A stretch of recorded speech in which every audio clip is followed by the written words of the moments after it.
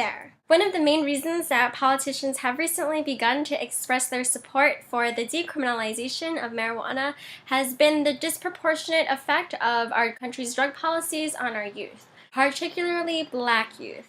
The war on drugs has been coined as the new Jim Crow by Michelle Alexander and has been repeatedly called a racist war. Now, in today's society, it's extremely frowned upon to be openly or explicitly racist. It's hard to talk about racism in the law today without being controversial. So, today's video is going to be a serious exercise in our critical thinking skills. Put on your thinking caps and keep an open mind as I walk you through this argument. Oh yeah! 42% of high school students have tried marijuana by the time they get to the 12th grade. If we can generalize that to the entire US population, that would mean that 42% of Americans have broken a drug law at one point in their life. So, based on common sense, the war on drugs is a selective war. With such huge numbers of people breaking the drug laws, we as a country don't have the time or resources to police the entire population. Even if we could, we wouldn't be a very smart country if we arrested all 42% of the nation that have broken a drug law. So where is the war on drugs being waged? In poor communities of color. Blacks make up about 15% of the nation's population, but 35% of the federal prison population. In most states, Black men have been admitted to prison on drug charges at 20 to 50 times the rate of white men. In all, 75% of the people that have been imprisoned for drug offenses have either been Black or Latino. The statistics of racial disparities in our criminal justice system are endless. Well, that's because Black people use more drugs. Actually, in virtually almost every single study that's been conducted on drug use across different races,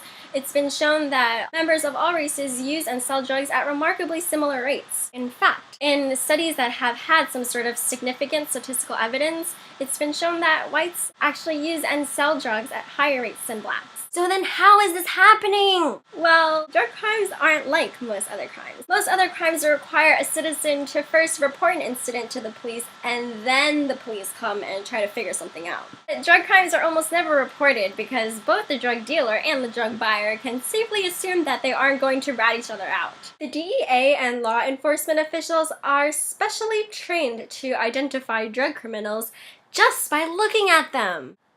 If this sounds unreliable to you, that's because it is.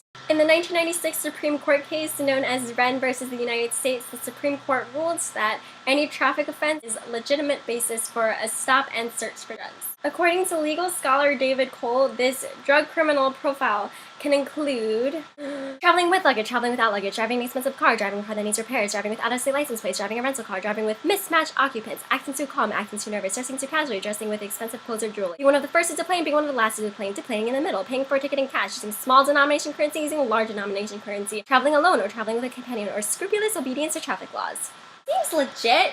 The police have full discretion in choosing who to stop and who to search for drugs. What about the 14th Amendment? Equal protection under the laws. In the 1987 Supreme Court case known as McCleskey versus Kemp, the Supreme Court ruled that racial bias couldn't legally be challenged under the 14th Amendment without clear evidence of discriminatory intent. Even if credible statistical evidence shows that there is indeed racial bias in the criminal justice system. Basically, as long as police officers, lawyers, prosecutors, and judges don't say, "I arrested him because he's Black," their racial bias can't be legally challenged. Now let's talk about why the war on drugs has been labeled the new Jim Crow. There are currently more Black men in prison or jail on probation or parole than were enslaved in the 1850s before the Civil War. Jim Crow laws were enacted to keep Blacks as permanent second-class citizens. Blacks were denied the right to vote, excluded from juries, legally denied the right to obtain employment, housing, and public benefits. The war on drugs is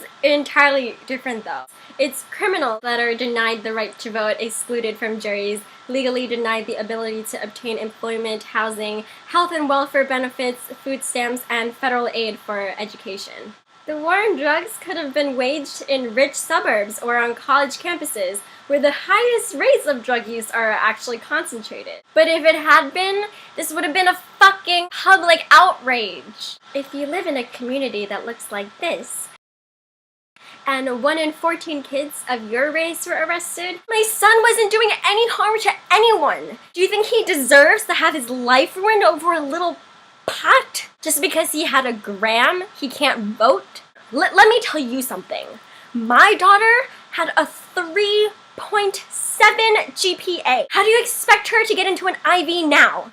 Just putting things in perspective. To answer the initial question, is the war on drugs racist? I don't know, man. Think for yourself. There was no possible way that I could have addressed all the issues of race and drug policy in just a few minutes, and I'd love to hear from you guys and continue the discussion. Likewise, if you had any counter arguments to what I said, come at me, bro. And stay sensible.